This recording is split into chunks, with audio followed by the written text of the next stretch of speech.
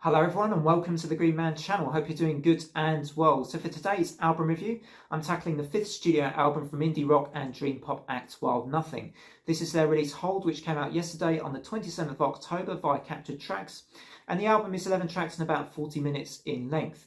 So Wild Nothing are fronted by Jack Tatum, who is the founding member and songwriter of Wild Nothing, and I've been a pretty big fan of theirs actually for a while. I mean, I really love their first two albums, those being Gemini and Nocturne. I was vaguely familiar with, I think, Life of Pause and Indigo, but didn't pay particularly close attention to those albums. I maybe listened to them casually once or twice, and that was all.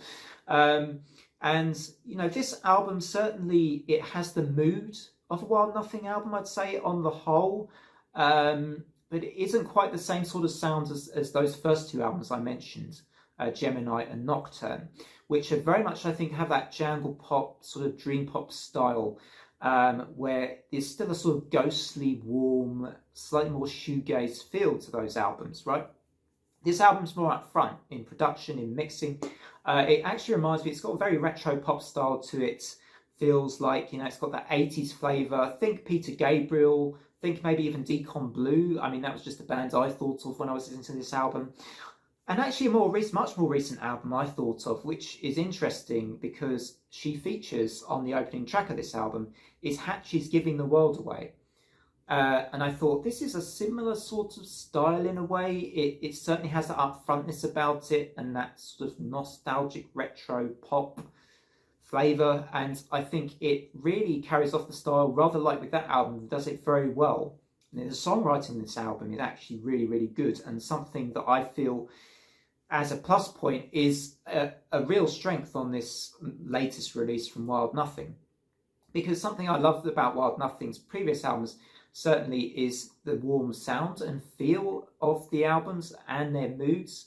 But songwriting wasn't necessarily something that necessarily struck me about those very early albums. Whereas this latest one, it kind of has, you know, some good songwriting, which actually, you know, will keep your attention. There's also good hooks, good pop hooks, great beats scattered throughout this album. I think it's actually, you know, given that this is, for me, it's not a complete change, but it is a very noticeable change, that it's paid off really well. I actually am digging this album quite a bit. So let's go into the tracks of this one a bit more. You've got Headlights On, which is the opening track, which does feature, of course, Harriet Pilbeam of Hatchie. And I think it's a pretty strong opener.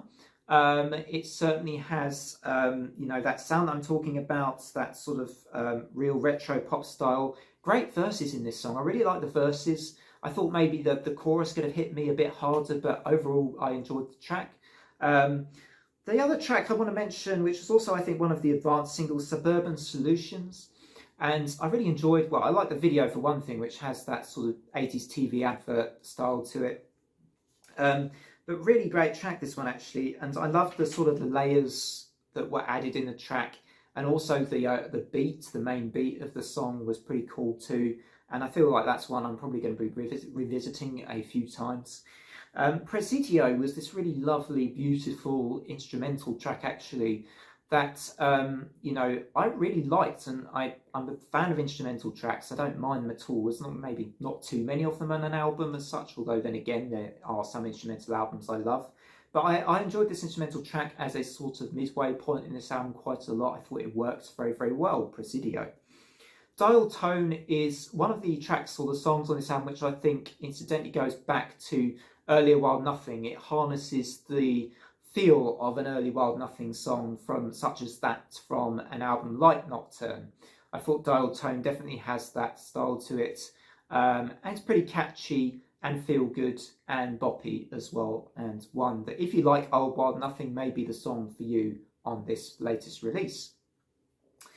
Other songs I like include Prima. I thought that was a standard, but also Alex, which I think, and I'm not totally sure, knowing that, you know, Jack Tatum is now a dad, I feel like the song might, you know, from the lyrics, might be about his son, but I'm not totally sure on that. So just let me know in the comments. I haven't been able to find out for sure from my research, but I think it might be about his son. And, you know, there's definitely a sincerity and a sort of emotion in the song, which makes me think it might be. That's why I suggest that. I love the lyrics and the waves of shoegaze you get. You get some wavy shoegaze.